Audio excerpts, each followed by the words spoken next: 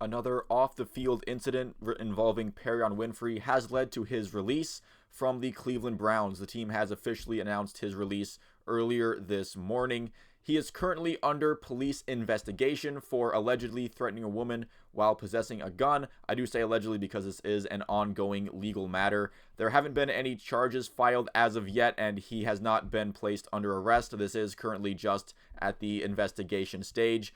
There is a video floating around on social media that, in my opinion, does seem fairly damning for Perrion. While Winfrey isn't seen in the video, the woman recording does address someone by the name Perrion, who responds just by repeatedly saying that he's going to slap her.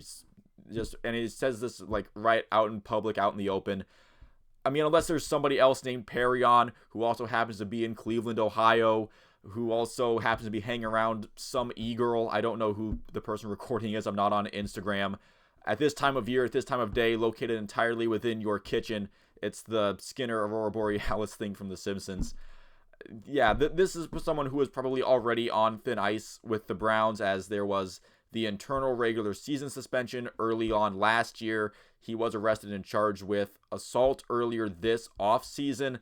This was probably just the straw that broke the camel's back. The headache just got too painful to continue to deal with from at least a PR organizational standpoint for the Browns.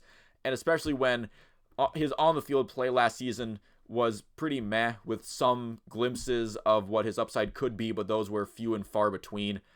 And honestly, I don't really care what the prior context was to this incident. Let's just say in the hypothetical, I know there are some details about people potentially insulting him in a hotel lobby, but let's just remove ourselves from Perrion Winfrey individually. Just in general, if you're sitting in a hotel lobby and a couple people come in there and they insult you and they're giving you a hard time, chasing them around with a gun and threatening to slap them out in the open in public is just not a good response. It's especially if you're a public figure or a professional athlete, where your involvement in these kind of activities are going to, they're going to blow up. They're going to be a lot more publicized because there's just a lot of public interest involved there.